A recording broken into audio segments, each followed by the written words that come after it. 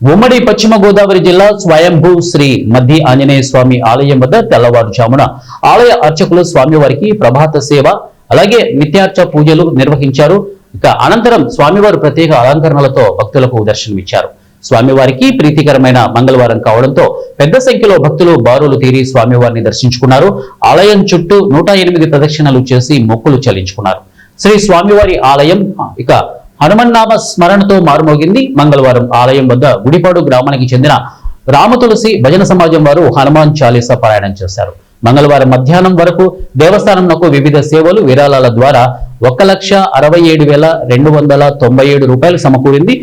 ఆలయానికి వచ్చిన భక్తులకు స్వామివారి నిత్యాన్నదాన సత్రం నందు అన్నప్రసాద వితరణ చేశారు. ఏర్పాట్లను కార్యనిర్వహణాధికారిని ఆర్వి చందన పర్యవేక్షించారు.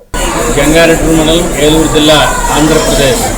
స్వామివారికి ఎంతో ప్రీతిపాత్రమైనటువంటి రోజు జయవారం మంగళవారం కావడంతో విశేషమైనటువంటి వివిధ ప్రాంతాల నుంచి భక్తులు వచ్చే స్వామిని ఉదయం 5:30 గంటల దగ్గర నుంచి గర్భాలయ దర్శనము అదే రకంగా ఉచిత దర్శనము చేసుకుంటూ ఉన్నారు. అదే రకంగా ఈ యొక్క వచ్చినటువంటి భక్తులందరికీ కూడా అన్నప్రసాదనశాలలో అన్నప్రసాదన వినియోగం 10 గంటల దగ్గర నుంచి ప్రారంభమైంది. ప్రతి భక్తులు కూడా అన్నప్రసాదం తీసుకోవాల్సిందిగా కోరుతున్నాము. అదే రకంగా ఈ యొక్క కార్యక్రమాలన్నింటినీ కూడా ఏ రకమైనటువంటి లోటుపాట్లు కలగకుండా కార్యనిర్వహణాధికారి అయినటువంటి ఆర్వి చందన గారి ఆధ్వర్యంలో సిబ్బంది కృషితో అత్యంత అద్భుతంగా స్వామివారి కార్యక్రమాలు జరుగుతున్నాయి. కాబట్టి ప్రతి ఒక్కళ్ళు కూడా మధ్య ఆంజనేయ స్వామి వారిని దర్శించండి, ధరించండి.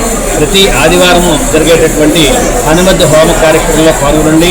అదే రకంగా స్వామివారికి నెలలో పూర్వాభాద్ర నక్షత్రం రోజున స్వామివారికి సుభద్ర హనుమత్ కళ్యాణం జరుగుతుంది. వివాహం కానిటువంటి